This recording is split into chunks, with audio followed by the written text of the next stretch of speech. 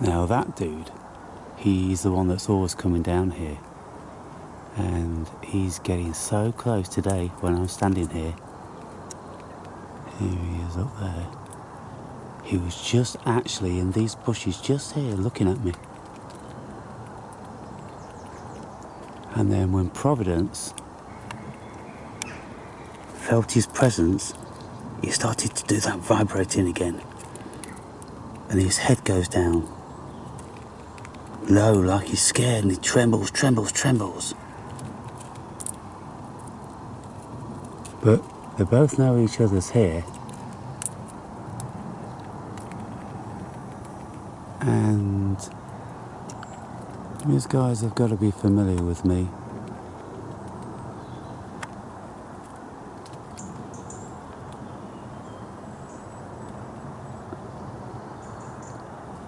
Well, they come down for the big nuts and then they take them and go and bury them.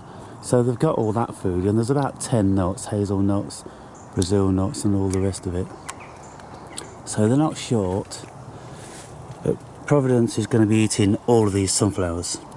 And he's already eaten about 30 shelled sunflowers, along with 2 almonds. And so he's full. Now, I've got a little story to tell you. Last night I came out at feeding time, just before dusk, and I waited for him. And because his window wasn't closed up, I didn't think he was in. So I waited, and I'm calling him. And I'm expecting him to come flying through the trees at any moment, but he doesn't come. And then I'm thinking, are you in there, Providence? And so I got my staff and I tapped the staff on his house. I can feel you trembling a little bit. I can. Are you trembling? And his head's gone down. Trembling and his head's gone down. And he's heading back for his house.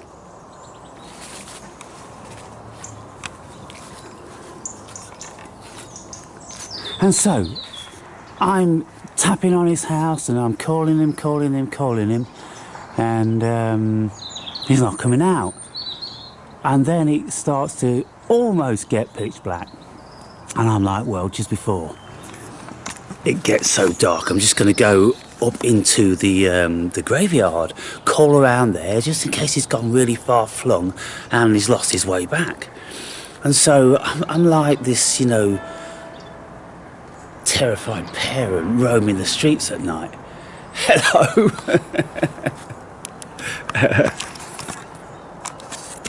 There he is. Well, he's going up to their house. He's got no problem doing that. See how he flies up there, and that's their dray there, just in that V there.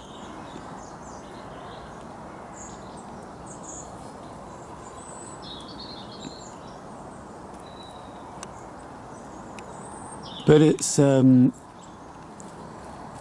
not the ones that live in this tree, it's the ones that live in those fir trees down there. So where's he going? Is he going to fly over? I think he is. Yeah. He's like a big boy now, look at that.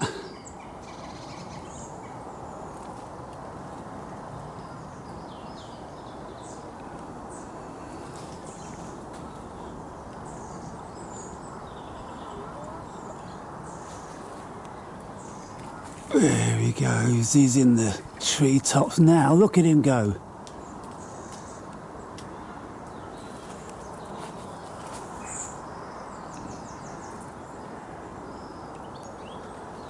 Well, he's had a right good feed this morning of fatty nuts.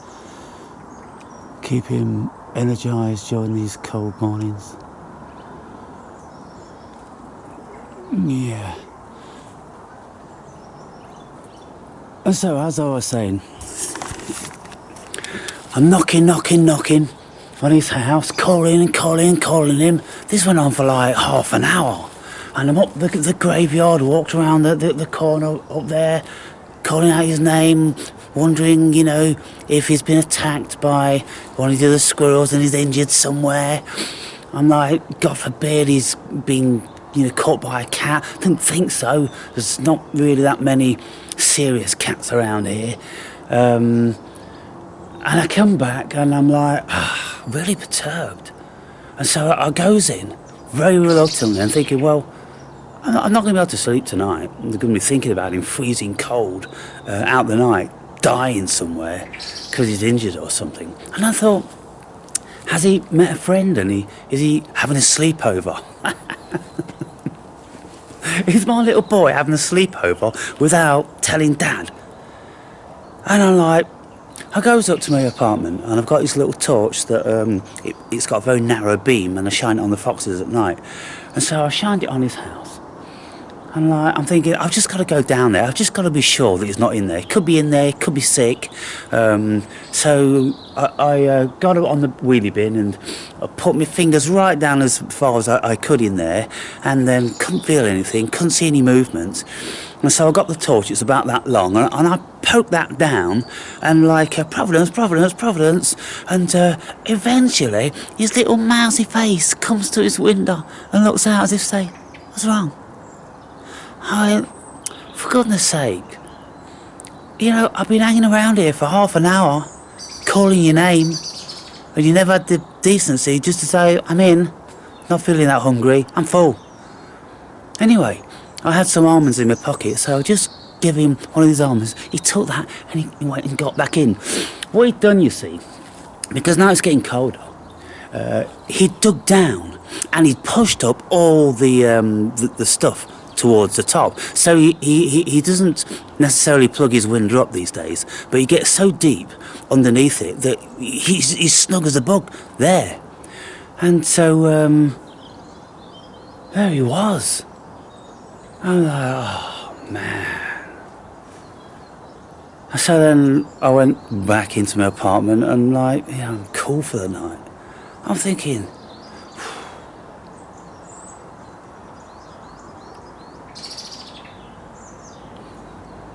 is it any wonder you don't want to care about people and things in your life?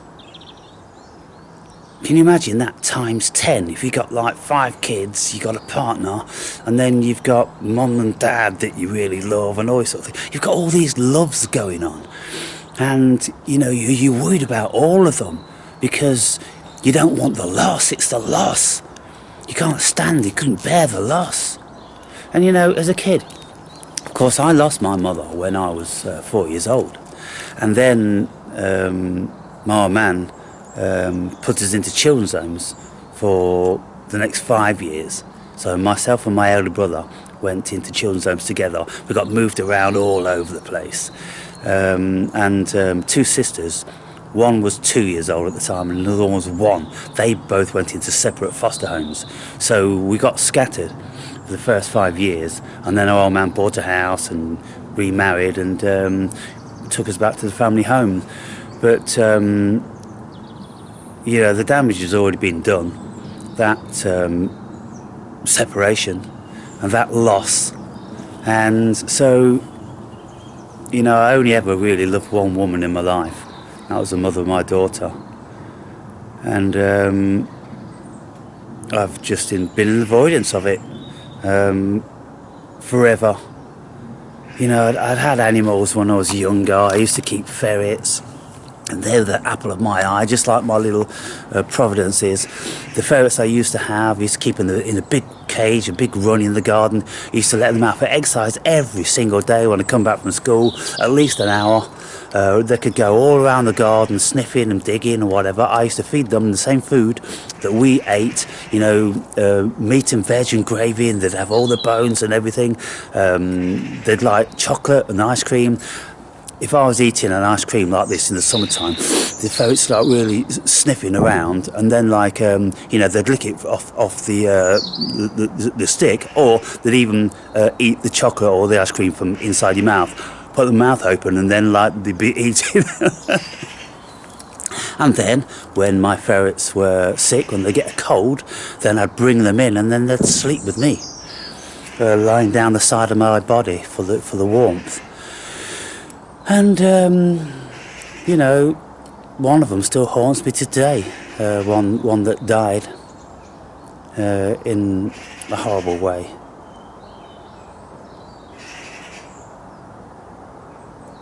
Yeah, and I had nightmares about forgetting to feed my ferrets for years and years. Seldom do I today, but for years I'd always had these anxiety dreams whereby I forgot to feed my ferrets, and when I got to the cage, you know, I would have swore they were dead because it's been 6 months since I fed them, and I go to the cage and they're all there and they're all dishevelled and they're all matted hair and there's no food there, and I'm feeling, oh my God, so guilty. How could I ever forget them? But the traumatic thing was, you see, I had this ferret and it was a blonde one. And he was called John, Ferret John. And I used to let him out in the wintertime in the garage. And there's loads of stuff in the garage. And it was an up and open door. And one day I couldn't find him. And I looked everywhere. And we had a speedboat in there and all different sorts of stuff. And I looked and I looked and I looked and I looked. And I listened, nothing. And then I thought, well, he must have snuck out just round the bottom of the door, just as I opened that. That's the only explanation I can have, even though very unlikely, because I was always looking, you know, for that eventuality. And then 3 days later, my sister, she found him, and he'd fallen down into one of these tall chimney pots, 2'6" high. He'd fallen down into that, and that's why I couldn't hear him scratching. And she'd found him curled around, and his whole body was curled around the bottom of this chimney pot, dead from starvation. And that just, it done me for the rest of my life. I should have looked more, I should have looked more. How didn't I look more? Oh, you know, went on forever and ever and ever. And I looked and I looked and I looked. But it was in a real difficult place, and I probably couldn't have even got to it, you know, without moving loads of other stuff around. But, yeah, that's where he was. That's where he met his maker. And yeah, things like that, they disturb you, don't they, for the rest of your life. And so it's kind of like, I don't want to get any more pets. I don't want that separation anxiety. I don't want that loss. I don't want to learn to love to something when you know they're not going to live that long. It's not like they're going to live anything like as long as we do, and we're going to die first. No, they're always going to die. And so that's how it is. And now, you know, loving this little guy, of course, there's always that connection of fear and loss. And it's life, isn't it? It's life.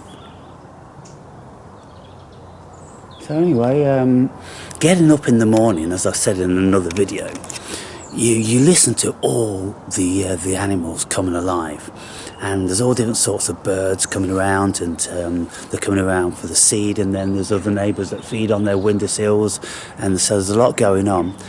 And I put out monkey nuts for the magpies and the jackdaws, all the seed for the other birds, but I'm going to get some Niger seeds for the little guys so I can entice those, because there's not many little guys around. And then some fat balls, so we can, you know, get it all going on. And so now my little guy,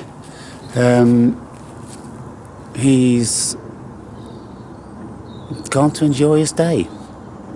And when he starts this vibration thing, he puts his head down like this.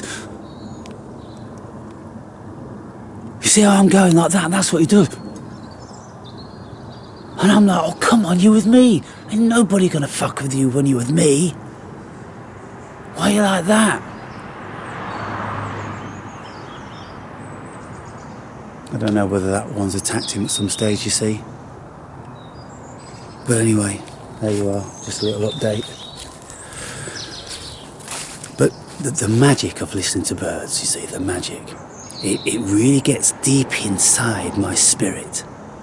And it just makes me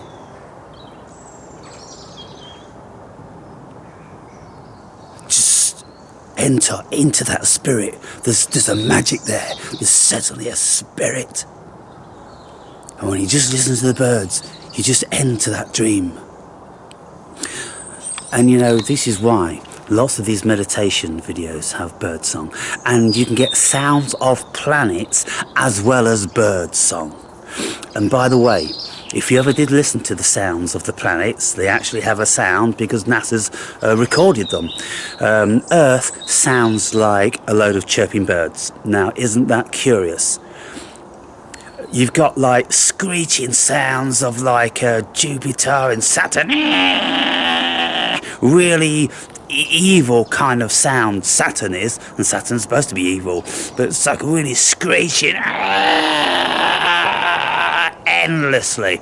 And then you've got, you know, for other planets, all different sounds. Listen to the sounds of the planets, NASA recordings, and then the one from Earth just sounds so pleasant and sweet and full of life, and literally sounds like birds in a jungle. What's going on there? It's that magic sound, people. It's that magic sound of life. Of course, it's not birds,